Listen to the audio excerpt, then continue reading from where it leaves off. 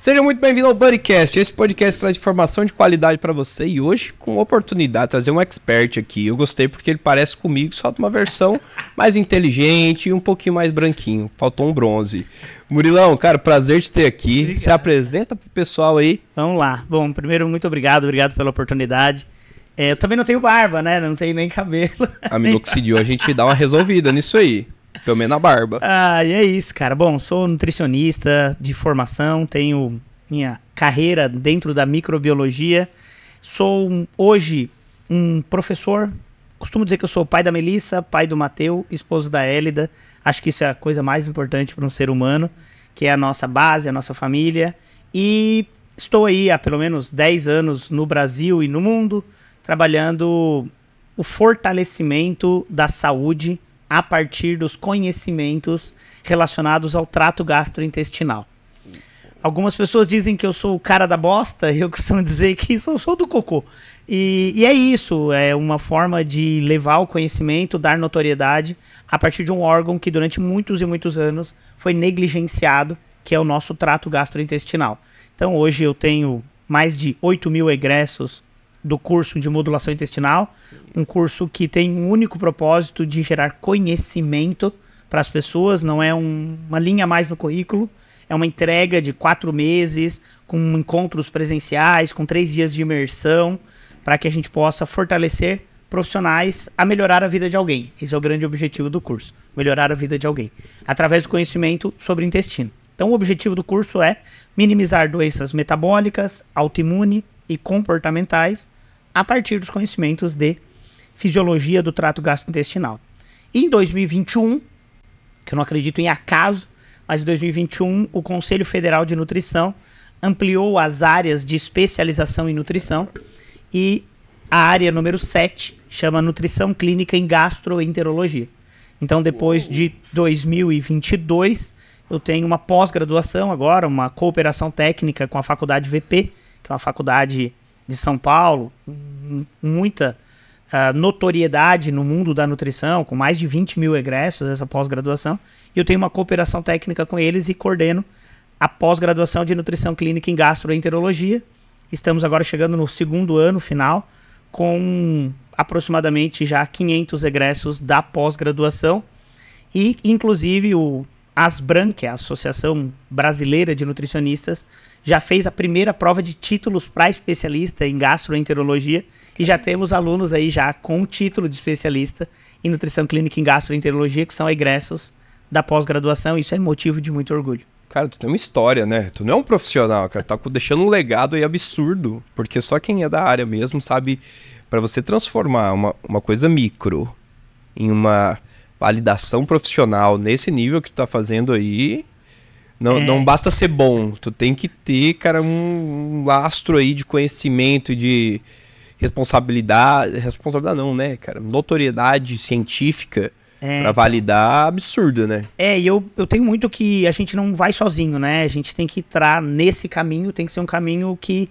ele tem que ser apegado com as pessoas que te fortalecem, e o universo conspirou, né? Eu acredito muito em Deus, a gente é católico, religioso, e eu acredito muito nisso e que existe um propósito na vida. E o caminho me levou para fazer algumas capacitações fora do Brasil. Eu fui para Harvard em 2014, 2016, acabei, de uma forma quase que por acaso, num teatro, até uma história linda essa. Eu fui com a minha esposa, porque eu não falo inglês e tal, e a minha esposa é fluente em inglês. E nós estávamos no congresso lá em 2018, foi 2014, 2016, 2018. É um simpósio que acontece dentro da Faculdade de Medicina de Harvard e tal, para 500 pessoas, e a inscrição é para aquelas pessoas que são assinantes da Nature e tal. Na época eu já assinava essas revistas. E eu falei, meu amor, vamos comigo.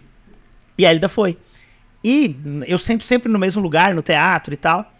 Sentei naquele lugar e aí... Tu usava os fonezinhos de tradução? Não tem, né? Não tem porque ele é só para americanos e tal. E eu entendo perfeitamente. Tipo, eu entendo, eu leio, mas eu não falo. Eu tenho um bloqueio e tal. Como eu tenho vários bloqueios, tipo, tenho dislexia, disgrafia, tenho TDAH. Então, assim, eu convivo super bem com isso. Não tenho problema de não falar e tal. Eu me sinto super bem e consigo entender tudo. E aí eu tô lá sentada, daqui a pouco a minha esposa, né, não era o objetivo dela entender nada do que tava lá, ela tava preocupada com outras coisas. E daqui a pouco ela olhou pra baixo e falou assim, o silêncio no teatro, e ela disse, meu amor, aquela mulher lá é brasileira. Aí eu disse, Elida, tu não ouviu a voz dela? Tu nunca viu a mulher na vida? Como é que tu sabe que ela é brasileira? Não, aquele corte no couro daquela bolsa só tem no Brasil. Não é isso. Os entendedores entenderão, né? Aí eu disse, cara, meu amor, tu tá louca.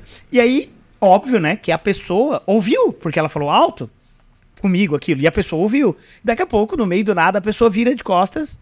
Ai, que bom ouvir voz de brasileiros e tal. E ela era brasileira. E o nome dela é Raquel, né? Rachel, assim que ela era chamada. E ela estava fazendo o pós-doutorado dela com o Alessio Fasano, que é a maior referência mundial em gastroenterologia. Alessio Fasano é o gastroenterologista da Faculdade de Medicina de Harvard. Ele é o diretor do Hospital de Gastroenterologia Pediátrica. E ele é o cara que mais publica no mundo sobre gastroenterologia. E naquele momento, a Rachel proporcionou que eu conhecesse pessoalmente o Alessio Fasano. Então hoje o Alessio Fasano, ele é o professor titular da pós-graduação de nutrição clínica em gastroenterologia no Brasil. Uou. Ele vem para essa pós todos os anos. Eu consigo trazê-lo. Conseguiu fazer Eu consigo trazê-lo. Inclusive, esse ano o Vitor Sorrentino, né? Ele teve nos Estados Unidos e ele me ligou, pô, ele precisa do contato do Fasano. Ele foi lá, fez entrevista, o Fasano também fez aulas para pós dele e tal, uma coisa muito legal isso. E hoje a gente tem um nível de quase que de amizade, eu posso falar. Ano passado mesmo ele veio pro Brasil num voo na sexta-feira, palestrou no sábado e no domingo. Ele ficou menos de 24 horas no Brasil. E ele é uma das maiores, é a maior referência mundial em gastroenterologia e transtornos relacionados ao que eu estudo, que chama leaky gut. Então, assim, cara, o universo conspirou e eu tenho essas pessoas. E eu tenho estudado muito os profissionais, principalmente médicos, que têm uma formação muito forte de entender o que a alimentação pode influenciar nas doenças.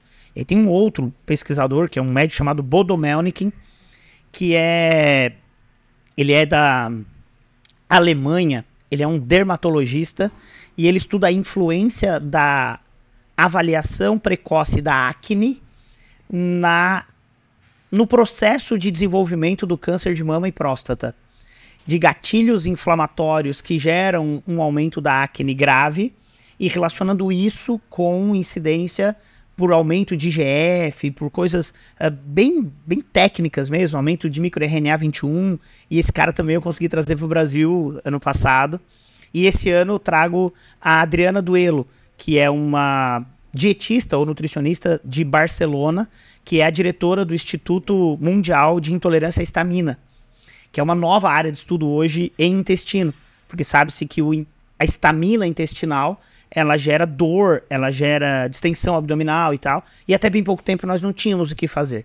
E ela é de um grupo de pesquisadores que desenvolveu uma enzima que imita a nossa DAO, que é a diaminooxidase intestinal, e ela tem ela sintética hoje.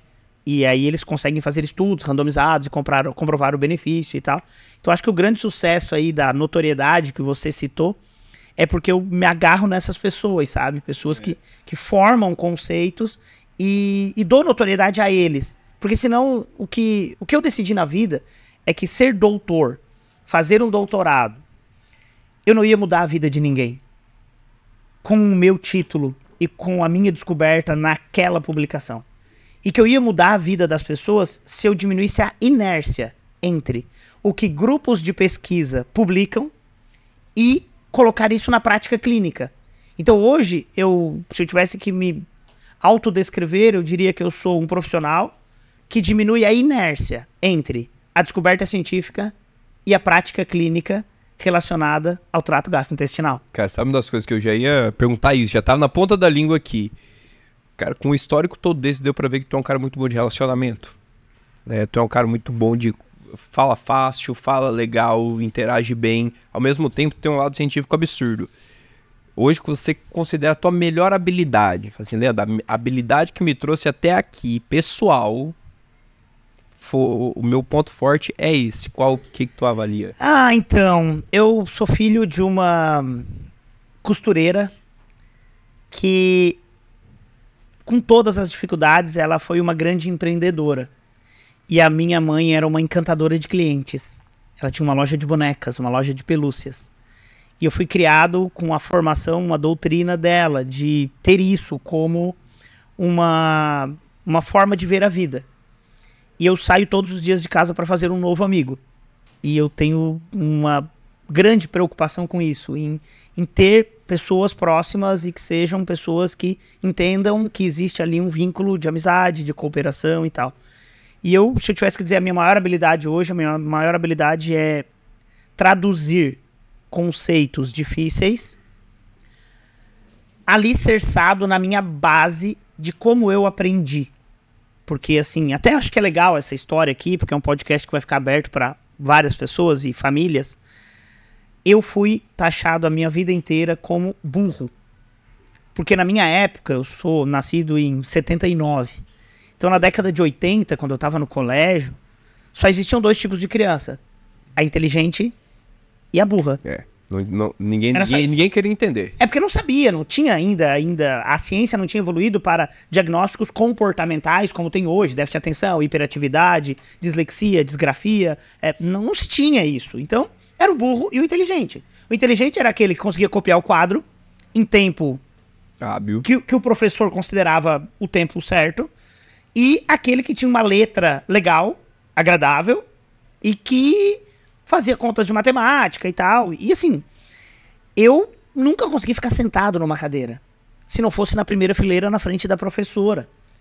Eu era completamente disperso. Eu sou da época que era giz no quadro. Então eu pegava aquele pó do giz, colocava em cima dos ventiladores, e quando a professora, que era a mais ríspida, chegava, nós simulávamos um calorão pra ela ligar o ventilador e vir aquela névoa e não ter aula. Tipo, era isso, era o rebelde total.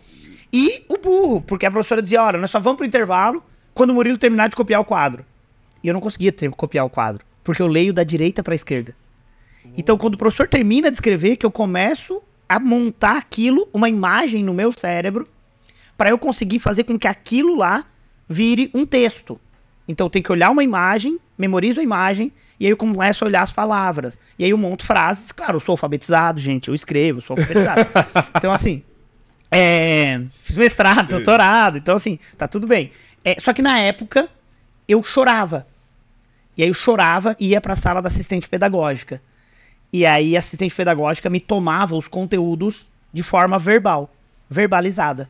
E aí eu contava pra ela as matérias, a aula, porque eu sabia tudo. Só que eu não conseguia colocar no papel. Porque eu tenho uma alteração chamada disgrafia. Para mim, as letras P, B, V, F, C, C cedilha, X, elas são a mesma coisa no contexto. Se eu olhar uma letra A ou um número 4 no meio de uma frase, eu não consigo discernir a diferença entre eles. Como o número 3 e a letra E. Para mim é a mesma coisa numa frase. E aí eu fui o burro. E aí, na época, eu tinha cabelo, né? Era loirinho e tal. E eu chorava muito, porque a minha válvula de escape era chorar. E aí, eu ia pra assistente pedagógica e a dona Valdina me cuidava. Então, eu tive 3 apelidos durante a faculdade, durante o colégio, né? Eu fui, primeiro, a Xuxa, porque a minha mãe fazia roupas da boneca da Xuxa. E aí, eu era o Xuxa, chorão. Aí, depois, eu virei o Valdino, porque o nome da assistente pedagógica era Dona Valdina. E aí, eles diziam, vai lá o Valdino de novo e tal. Então, eu sofri bullying, que também não existia essa palavra. Não tinha bullying, né? Não existia essa palavra. Um bullying muito forte e tal. E isso me fortaleceu muito, porque a minha mãe, ela escrevia pra mim nos domingos, na hora dos trapalhões. Ela parava tudo que ela tava fazendo, tomava ditado e escrevia os cadernos pra mim e tal. E isso foi me fortalecendo. E quando chegou no 2º grau, eu recebi uma palestra de um moço que estava lá para nos auxiliar para memorização para o vestibular. E eu assisti um programa chamado Mundo de Bikman, que passava, sei lá, na Manchete na época. E era sobre fazer invenções e explicar com prática. E aquilo me encantava. E eu ficava abduzido por aquilo. E esse palestrante, quando chegou lá, ele falou assim, olha, se vocês têm dificuldade em inglês, vocês precisam fazer analogias. Aí eu, putz, o que seria analogia? Aí ele falou, ó, como é janela em inglês? E eu não sabia na época como era janela em inglês. E ele falou, pois bem, vocês sabem como é? Daí vários falaram, não. Eu fui um deles que falei que não sabia como é que era. Ele falou, pois é, vocês vão memorizar agora. Ele falou, imagine essa janela. E lá tem um homem pendurado. E ele está Windows embora. E ele nunca mais volta. Como é janela em inglês? Cara, a única coisa que estava fora de contexto era Windows embora. E janela em inglês é Windows. E aquele momento na minha vida fez com que... Virou a chave. Fez com que eu fosse o que eu sou hoje. Porque dali em diante, eu passei a fazer todas as conexões de memorização com analogias. Para poder passar para as pessoas conteúdos difíceis que eu tenho facilidade de memorização. Então eu memorizo tudo e transformo isso de uma forma prática, clínica, fácil. E essa virada de chave, assim, é para que todos os dias eu consiga encantar clientes. Cara, então se tu perguntar, Murilo, qual é o teu potencial hoje? Cara, o meu é encantar clientes através... E quando eu falo cliente, pelo amor de Deus, não tem nada a ver com dinheiro isso.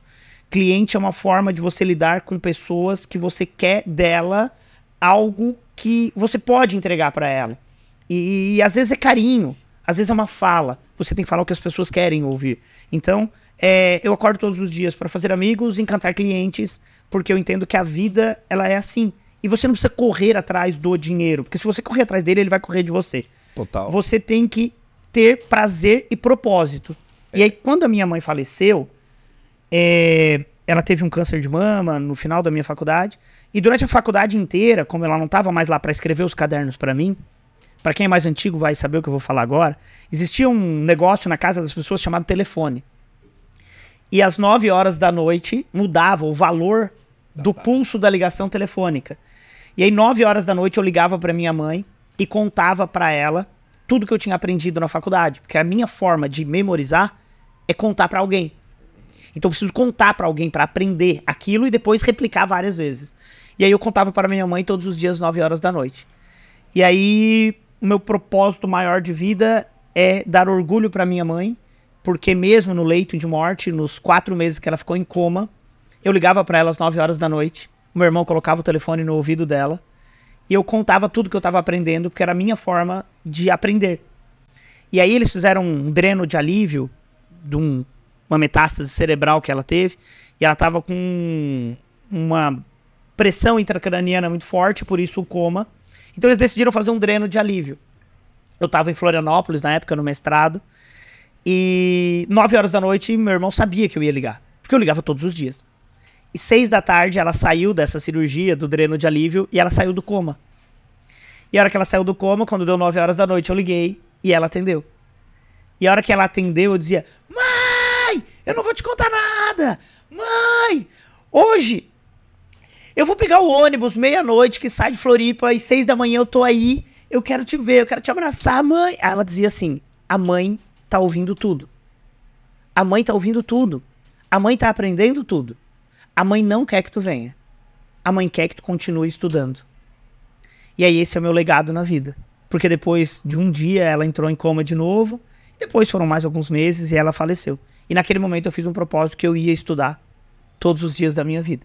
Então hoje eu estudo todos os dias para promover a melhora na vida de alguém. Porque antes a minha promessa para Deus e para minha mãe era que eu ia descobrir a cura do câncer. Mas eu sei que eu não vou descobrir a cura do câncer. Mas eu vou sair de casa todos os dias para melhorar a vida de alguém. E esse é o propósito do curso de modulação intestinal. Esse é o propósito do curso de pós em gastroenterologia. Esse é o meu propósito de vida. Então, todo mundo pergunta, Murilo, o que é teu melhor? Cara, o meu melhor é respeitar o legado que eu prometi pra minha mãe, que é estudar todos os dias e melhorar a vida das pessoas. Cara, minha mãe faleceu, Murilo, foi em 2007. Um mês antes de eu entrar na faculdade, o sonho dela era que eu fizesse medicina, então eu entendo bem isso, cara. Quando você promete algo pra alguém e aquilo vira tua maior força, né? E tudo que vai acontecendo na nossa vida é isso. Tu tem que ter um porquê muito forte, muito arraigado. Além de ser muito apegado a Deus, você se torna uma pessoa mais resiliente. Mas você começa a se preocupar com gente. E começou a se preocupar com gente, cara, tu dá o seu melhor de uma maneira, assim, muito menos intencional. Nada não é pelo dinheiro e tal. Porque a felicidade, acho que hoje é paz. Você consegue ter paz dentro do seu coração, naquilo que tá fazendo, enxerga a transformação de pessoas através daquele teu talento, que eu achei muito legal isso que tu mencionou sobre talento. Muitas pessoas, às vezes, cara, ele acha que aquilo que ele não é bom, aquilo é uma deficiência, aquilo é um karma na vida dele. E às vezes é uma oportunidade de um talento que quando ele lapidar isso, encontrar os porquês e como usar isso a favor dele, ele melhora a vida dele, igual você fez, e melhora a vida dos outros. Eu acho que se eu tivesse que escolher hoje nascer de novo, eu queria nascer disléxico, com disgrafia e com TDAH. Eu queria ser assim, porque assim eu consegui alavancar muitas oportunidades, mas nunca é sozinho. Tipo assim, a primeira vez que eu tive que produzir um e-mail para convidar um palestrante, que é o palestrante de Los Angeles com maior repercussão mundial na conexão bidirecional intestino-cérebro, chama Emerald Meyer. Foi com quem eu tirei uma foto em 2016, em um desses simpósios também, lá em Harvard. E eu falei, naquele momento que eu tirei a foto com ele, eu disse, eu vou trazer esse cara pro Brasil. Só que eu não escrevo, nem em português, nem em inglês, porque eu tenho disgrafia. Então eu tenho medo de ser julgado pelas pessoas pelo erro de português. E eu sofri muito isso na minha vida, porque eu era chamado de burro. O meu professor de histologia, no primeiro semestre de nutrição, falou que eu iria reprovar na disciplina dele, independente de qualquer coisa, porque eu era analfabeto. E eu escrevi osso com C cedilha. E aquilo marcou a minha vida, e aquilo gerou um trauma. E aí o que eu fiz? Hoje eu me apego de pessoas que entendem a minha dificuldade e que são pessoas que entendem o meu propósito de vida. Então tem um pesquisador chamado Pedro Bastos, que é de Portugal, e hoje é um grande amigo. Eu falei, pô, Pedrão, eu tenho que mandar um e-mail em inglês pro Emerald Meyer, convidando ele para estar no Brasil. E ele falou, amigão, eu traduzo para você, eu faço pro inglês tranquilamente, só me manda um e-mail em português, que aí eu traduzo para você. Eu disse, não, Pedro, tu não tá entendendo, eu não escrevo. E ele falou, amigão, me manda um áudio que eu faço tudo isso para você. Então assim, se não fossem essas pessoas na minha vida, se não fosse a minha esposa, que é hoje o meu elo mais forte de ligação com o planeta, que é o objetivo de vida hoje, é a gente ter uma família sólida, uma base forte. Alguém que quando nas minhas crises de depressão me deu banho, cortou meu cabelo, me levou para o aeroporto. No Arnold esse ano eu tava no ápice da minha depressão, porque eu perdi o movimento da minha mão por uma lesão aqui e tal. Hoje já voltou a movimentar, tá tudo bem. Mas eu fiquei 6 meses com a mão parada. E quem me dá força, quem me levanta, quem me faz ver que a vida é muito mais do que isso, do que uma mão parada, é a família. Então hoje, se eu estou onde eu estou com todas essas deficiências, é porque eu consegui potencializar o que eu tenho de melhor, mas também me abracei de pessoas que acreditam no propósito e estão dispostas a auxiliar e entender as dificuldades. Cara, que história bonita, hein? Eu não sei se tu fala isso com muita frequência. Não, cara, a primeira vez, assim, que eu tenho, assim, em todos os podcasts da minha vida, eu acho que esse é o primeiro que eu abro esse coração dizendo que a gente não tá sozinho, né? Mas eu também ressignifiquei minha vida esse ano. Eu, quando perdi o movimento do braço, eu fiquei questionando Deus. E eu acho que foi um dos maiores erros da minha vida, porque eu entrei num ápice de uma depressão. E depois de 3 meses questionando Deus, uma pessoa muito religiosa olhou pra mim e falou, Murilo, quando tu impõe limites e limitações ao teu filho, é pro bem dele? E aí eu falei, claro, sempre é pro bem. Eu imponho várias restrições pro Mateu, mas é pro bem dele. E aí ele perguntou, e o Mateu questiona? E eu falei, nossa, ele questiona muito. Ele fica muita raiva. E ele falou, pois bem, não julgue Deus. Essa limitação que você tá, talvez seja pro seu bem. E aí, daquele momento em diante, eu ressignifiquei minha vida de novo. Isso foi agora em 2024. Eu ressignifiquei porque eu entendi que eu não posso julgar por uma limitação que, cara, eu só tinha perdido o movimento da mão. E hoje eu ainda não faço elevação de polegar. Mas já faço extensão, o punho já fica bom. E já passou essa fase. E essa restrição foi com certeza para que eu ressignificasse valores. E hoje a minha família é extremamente mais sólida, mais forte. E eu decidi que eu iria voltar às atividades que eu fazia antes da pandemia. Porque eu tinha parado tudo. Eu estava num momento em que eu estava decidido a só fazer eventos online, não mais viajar e tal. E aí eu decidi que não. E a minha esposa disse, não, não, não, não. Você tem que voltar. Eu vou te ajudar. Eu vou viajar contigo. Então hoje ela viaja comigo. Tipo, agora, essa semana, quarta-feira. A gente vai juntos para um congresso em São Paulo. Para que a gente possa cada vez mais fortalecer essa relação e também ressignificar valores. E aí eu tenho ressignificado todos esses valores depois disso, para que a gente possa também compartilhar com pessoas que às vezes a gente está em casa triste, depressivo, julgando, achando que o nosso problema é o maior do mundo, e não é. É só um momento para que a gente possa usar aquilo como um trampolim. Uma alavanca, né? É igual quando você dá um tropeção. Se você reclamando que o pé ficou doendo, cara, não pode reclamar que o pé ficou doendo. Deu um tropeção, pensa que tu deu 3 passos muito mais rápidos do que tu daria se tu tivesse andando na mesma rotina sem tropeçar. Então o tropeção é fundamental para te andar mais rápido e para te dar valor que tu tem o pé. E uma das coisas que traz para nós uma lição, sabe, Murilo? Que às vezes o holofote, ele faz com que as pessoas hoje estão numa fase de comparação. Todo mundo se compara com objetivos físicos, né? Quero ser igual fulano, quero ser igual Beltrano. E aí a gente volta para aquela fase que a gente somos pessoas normais, ficam tristes, que sente fome, que sente fragilidade. Por melhor que você seja, por melhor que seja o seu talento, é inevitável você passar por isso. Eu tive depressão também em 2013 e foi onde ressignificou minha vida por inteiro. E onde você se torna mais forte porque você dominou a principal coisa, que é o teu equilíbrio interno, cara. É espírito, é mente, é emoção. E você começa a valorizar pequenas coisinhas que talvez uma vida muito linear, ela não te dá pausa pra isso, né? Você só vai, é um fluxo. E o fluxo ele te deixa com o olhar viciado. E quando você tá com o olhar viciado, mas porque eu tenho TDAH também, então a gente tá sempre um passo na frente. Vai, mas você começa a anular coisas do lado. E você não vê. Aí depois uma dessas que você é obrigado a parar, né? Stop. Daí você fica aquele parado, incomodado, né? Roda pra um lado, roda pro outro, meu Deus do céu. É quando você para, você, peraí. Sou obrigado a parar. E Deus faz isso na nossa vida, ele tratando esses momentos, para que a gente realmente faça, mas só que faça com mais qualidade. Sempre tem um jeito de fazer com mais qualidade. E Murilão, agora, nessa parte mais técnica. Vamos lá. Cara, vamos lá. Partindo do pressuposto que antigamente era só comer, você ter uma boa alimentação, resolvia o problema.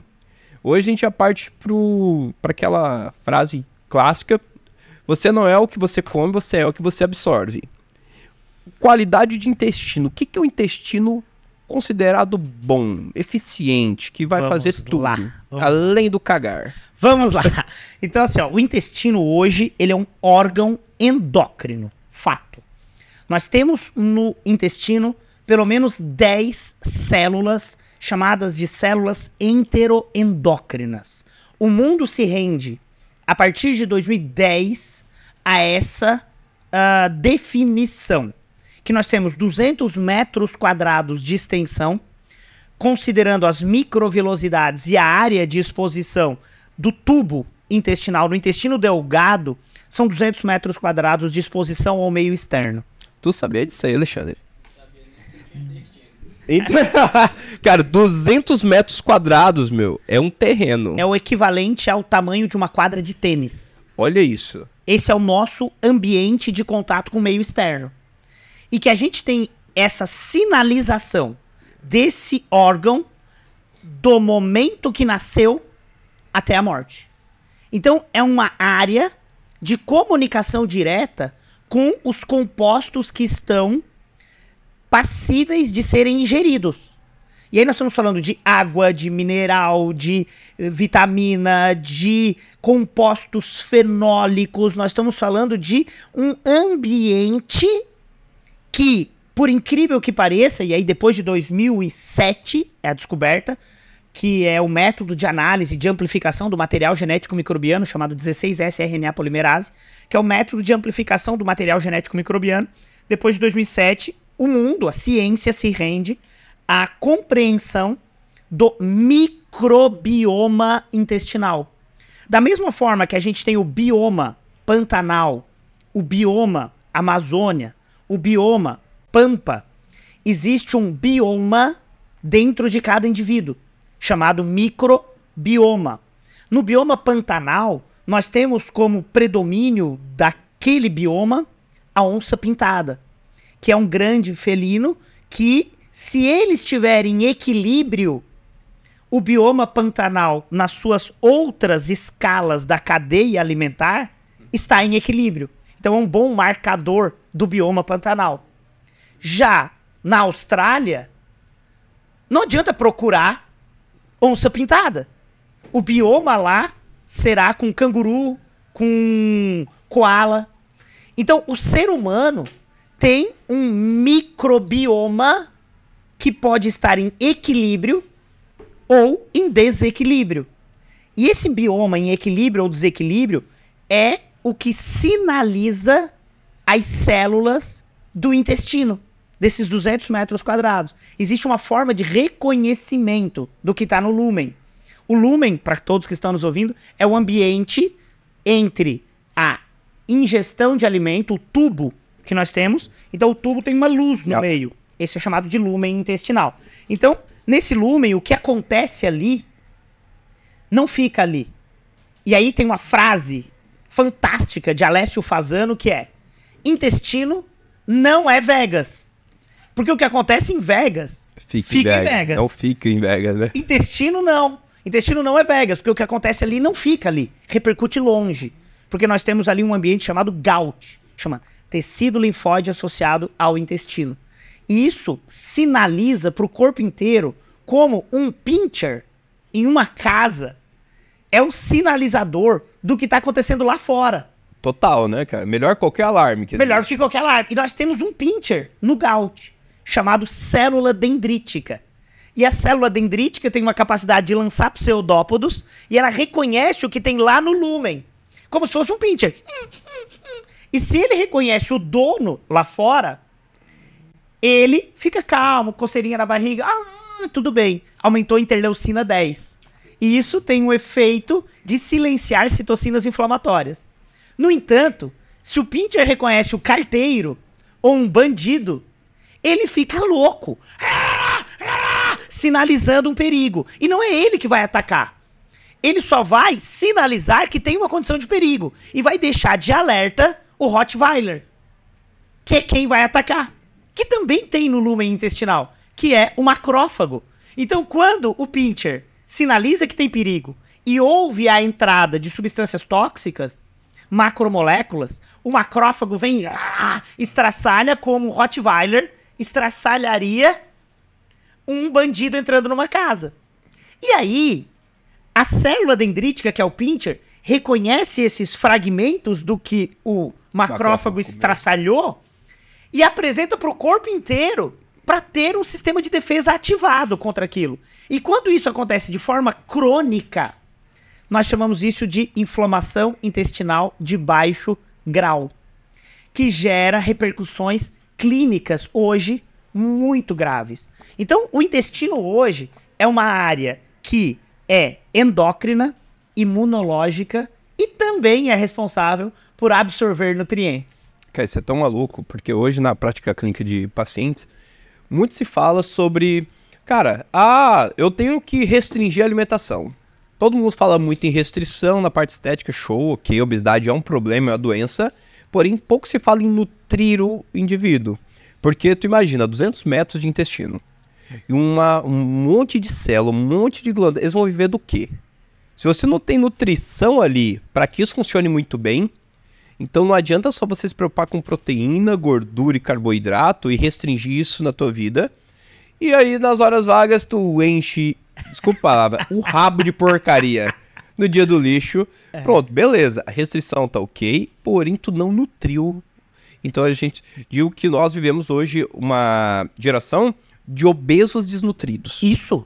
Né? É uma pandemia global. E as pessoas altamente inflamadas. E o hábito de vida dela não mudou, porque toda vez que ela vai para mudar o hábito de vida, ela tá mudando só a obesidade e não o fator nutricional dela. Então, aí esse fator aliado ao intestino, que hoje está sendo reconhecido de forma muito robusta na ciência, chama disbiose, que é o termo que eu gostaria de ter falado lá no começo, mas que na verdade é um desequilíbrio do microbioma intestinal. Eu tenho certeza que todo mundo já ouviu esse termo, mas nunca com uma analogia tão bem feita então assim, a desbiose intestinal nada mais é do que um desequilíbrio do bioma. Então vamos supor que no Pantanal agora não tem mais onça-pintada, morreram todos os tuiuius, e quem tá predominando lá é java-porco. E o java-porco, ele é agressivo, ele agride aquele bioma. É como acontece no nosso intestino. Uma alimentação monótona, com monotonia alimentar, e agora eu vou te fazer um desafio. Imagina que você olha para o paciente e diz assim, olha, você precisa ficar 6 meses sem comer brócolis. O que o paciente vai dizer? Oh, só isso, doutor? 6 meses? Né? Eu já não como há 40 anos, tá tudo certo. Tá tudo. E aí tu vai dizer, olha, 6 meses sem comer abobrinha. Show. Doutor, fácil. Eu quero um desafio maior. Aí tu olha e diz, 6 dias sem comer pão. Fudeu. 6 dias sem comer pão. 6 dias. A pessoa vai olhar e vai dizer, ai, será que eu consigo? E ela vai tentar. Isso é restritivo demais, doutor. Com 3 dias, ela vai ligar. Ai, doutor, tá tão monótono. Não aguento mais ver o ovo, doutor. Porque ela não consegue. Então, uma monotonia alimentar ao longo da vida, independente do que for. Se for com pão, com leite, com salgadinho, com Big Nagger, Bonegger, Refrigeregger, tudo que é monótono gera uma sobrevivência de micro-organismos que usam os substratos para o crescimento dela. E isso gera uma desbiose, como se tivesse mais java-porco lá em Portugal, no Pantanal. E isso no intestino, quando tem essa monotonia, essa desbiose, essa alteração do microbioma intestinal, o corpo entende como um sinal de perigo. E que a gente só consegue dar o passo atrás e reequilibrar este microbioma com variabilidade alimentar, respeitando a sazonalidade e respeitando as regionalidades. Porque da mesma forma que eu falei que o bioma Pantanal é diferente do bioma da Austrália, o microbioma de uma pessoa do Pará é diferente do microbioma de uma pessoa de Porto Alegre. Porque em Porto Alegre nem tem açaí, cara. Ninguém nem sabe o que é açaí. E tu imagina o quanto o composto fenólico derivado do açaí favorece a sobrevivência de micro-organismos benéficos. Só que lá no sul tem o chimarrão. E aí tem as catequinas. E aí tem os micro-organismos que se adaptaram àquilo. Então a gente tem que respeitar sazonalidade, regionalidade e variabilidade alimentar. Sem rótulos de que isso mata, isso faz bem, isso faz mal. Cada indivíduo é único. E aí profissionais cada vez mais estão se capacitando para entender que existe uma individualidade, exames bioquímicos que são fundamentais para entender aquele indivíduo, a personalização do atendimento nutricional, a personalização da atividade física, porque não é todo mundo que vai poder fazer um agachamento do nível hard, não é todo mundo que vai conseguir fazer uma corrida de 12 km. Tem que ter uma personalização também, um atendimento multidisciplinar para melhorar o intestino e melhorar tudo que precisa. E eu digo isso também porque muito se falou nos últimos anos aí, beleza, intestino, todo mundo já tem intestino, tem cuidado. Aí o que eles foram lá fazer? Lactobacilos. Beleza, o maior representante que se tinha de lactobacilos era o Yakult. Vamos combinar. Fala, lactobacilos, fala pra qualquer pessoa, a primeira coisa que vai vir daquela lactobacilos vivos e tal. Um jargão. E o que são lactobacilos? Explica pra galera assim que já ouviu, mas não fala. Vamos lá. Bom, então assim, seria como se os lactobacilos durante muito tempo fossem considerados a onça-pintada. E aí achou que se resolvesse recolocar onça-pintada lá no Pantanal, estaria em equilíbrio. Só que não se pensou que tem toda uma cadeia alimentar que precisa ser respeitada para ter uma taxa de sobrevivência adequada da onça-pintada. Então, repor somente lactobacilos, bifidobactérias, que são micro-organismos, né, o conceito é esse. Probióticos, micro-organismos vivos, que quando administrados em quantidades adequadas, conferem benefício à saúde do hospedeiro. Então, muito se fez de medicina baseada em evidência, que é estudos randomizados controlados para ter um desfecho clínico de melhora de um sintoma.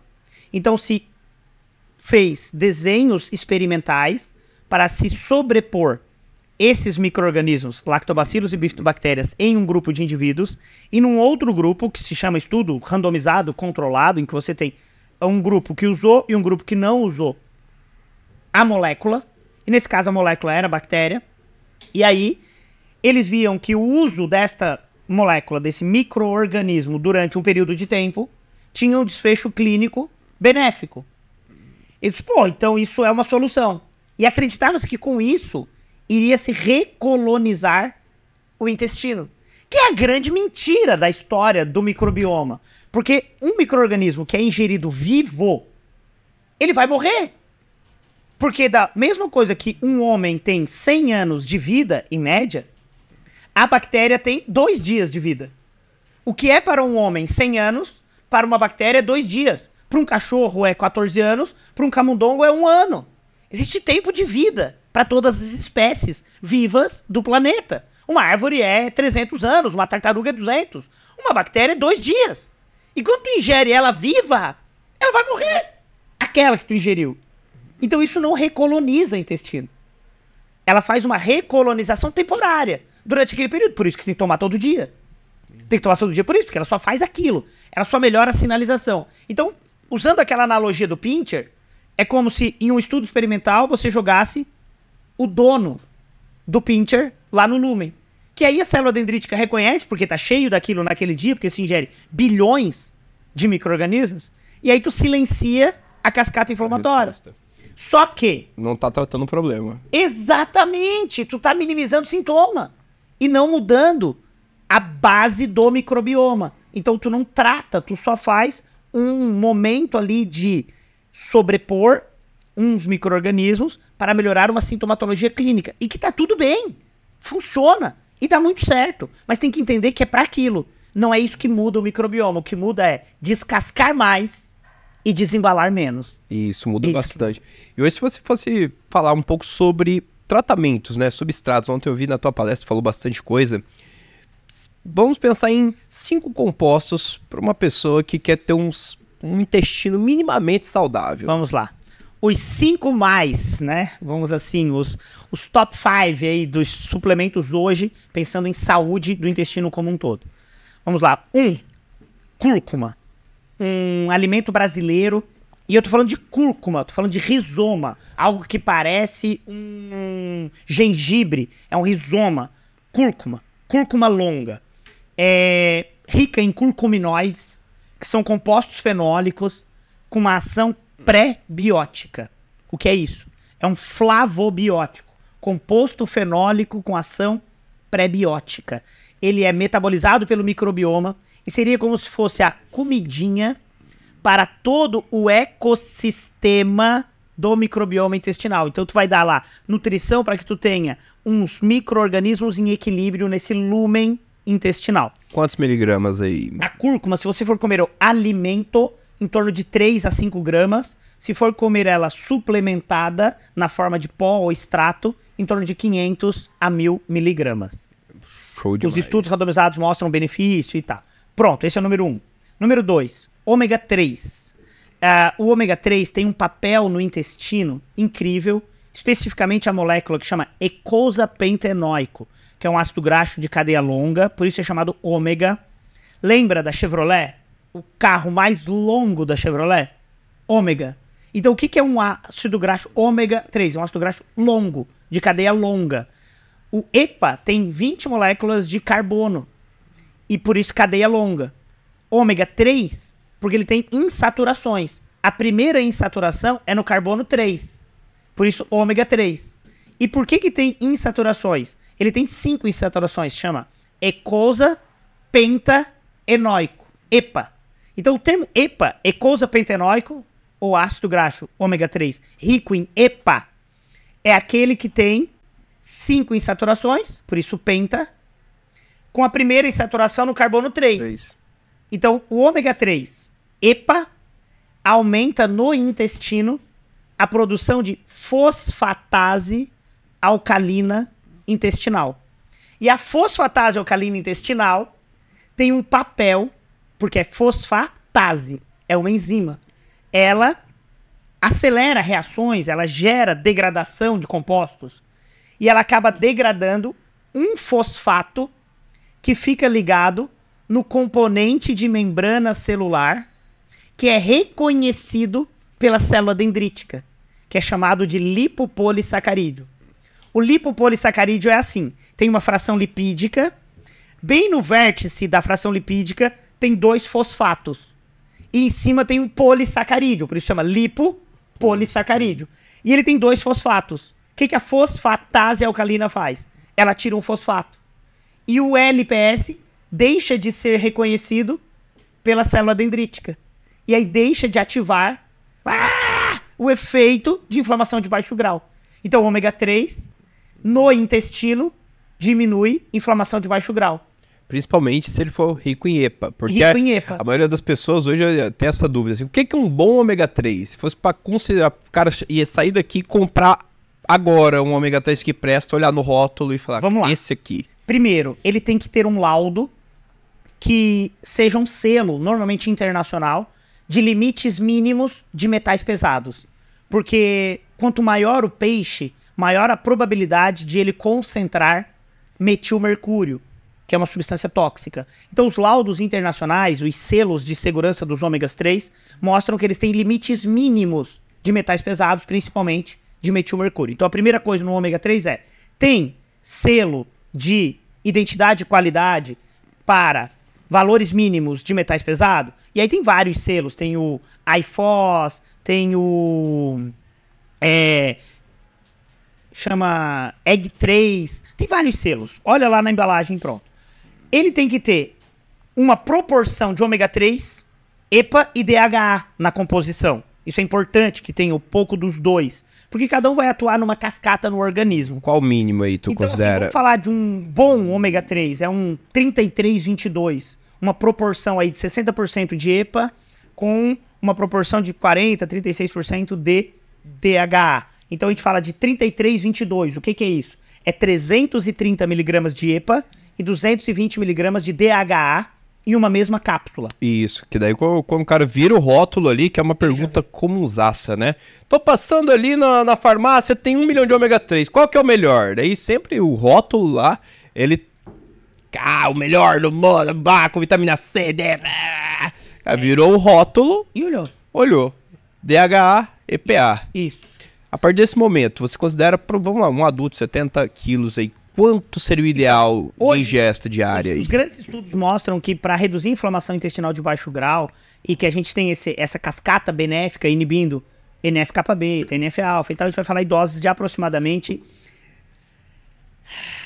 1 grama de EPA dia, que seriam 3 cápsulas. 3 cápsulas. Ômega 3 desse, 33-22, 330 miligramas, então 330 vezes 3, 990 miligramas, 1 grama de EPA por dia. Então, bonitinho, para você que conseguiu comprar um ômega 3, se ele tá de R$20, tá errado. Aquele ômega 3 bem baratinho, vagabundo da promoção, 3 por 10.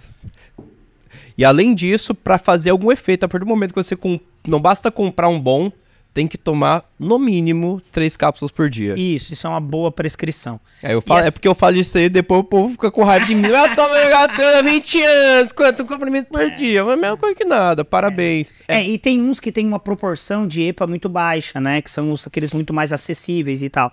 E aí são os 18-12. Tem 180 miligramas de EPA em cada cápsula. Então eu teria que ingerir no mínimo 6.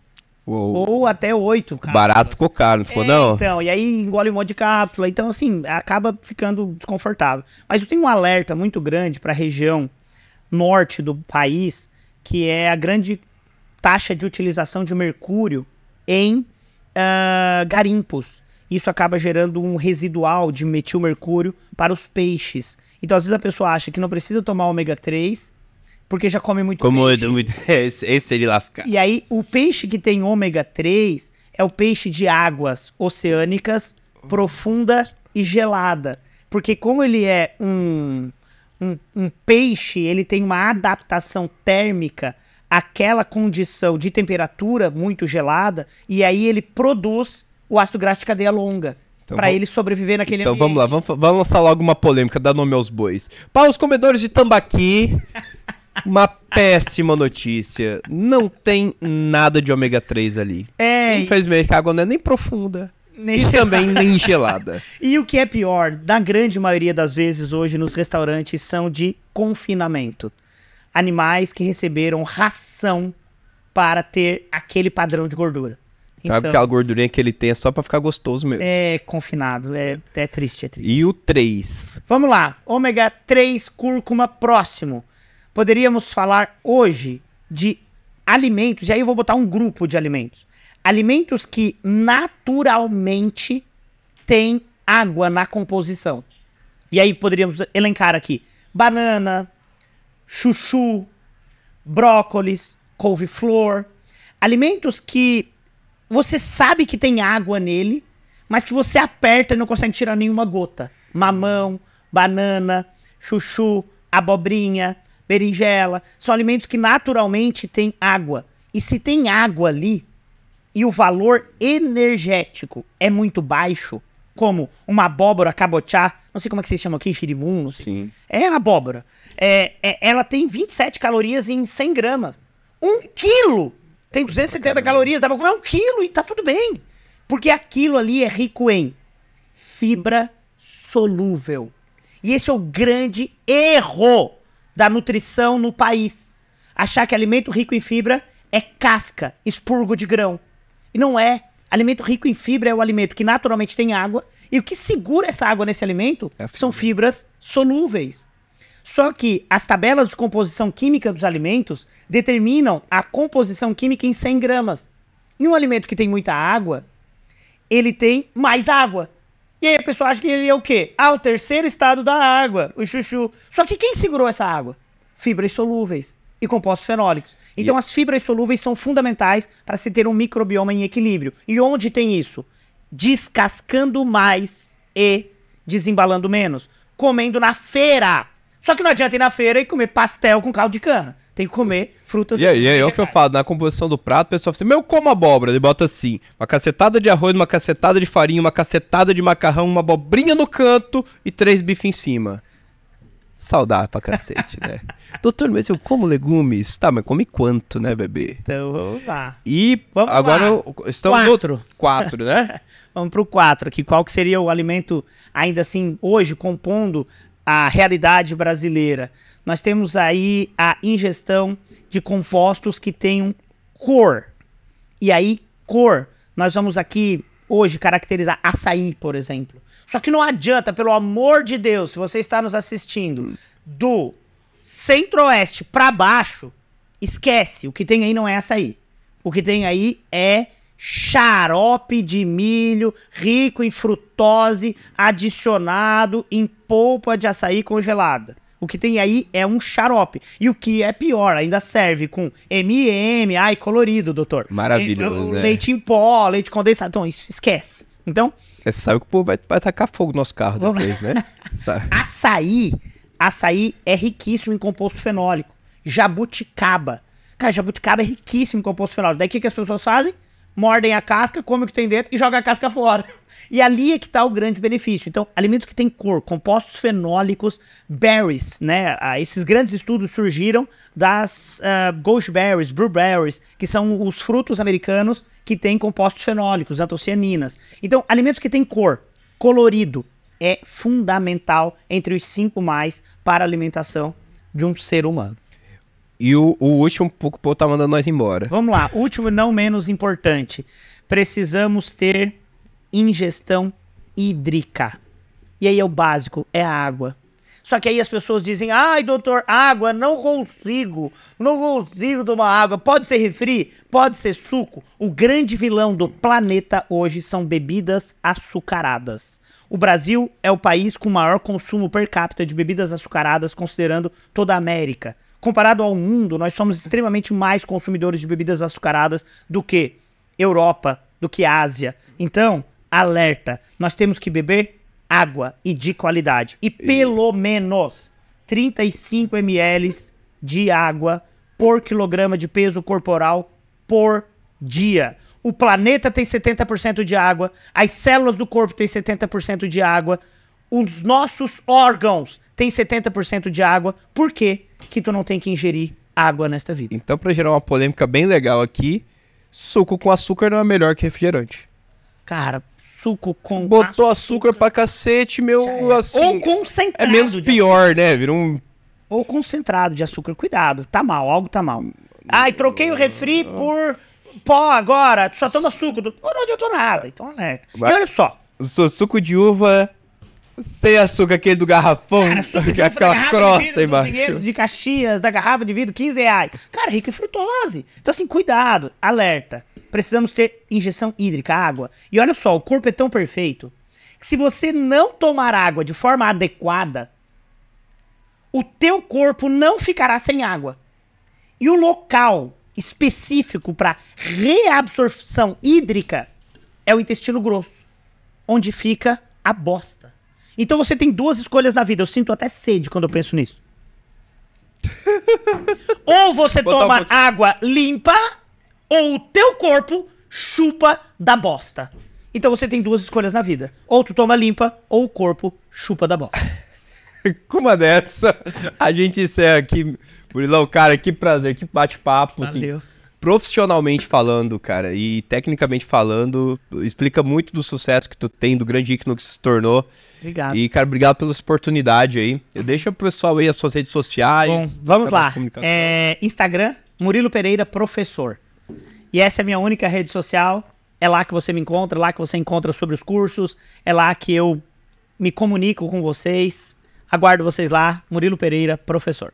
Tamo junto, muito obrigado pela audiência. Pra você que não seguiu o canal, não conhecia, ativa o sininho, se inscreve, avisa pro teu amigo e avisa pra aquele lá, tiozinho, se ele não tomar água, o corpo dele vai puxar de onde? Da bosta. Pronto, maravilha.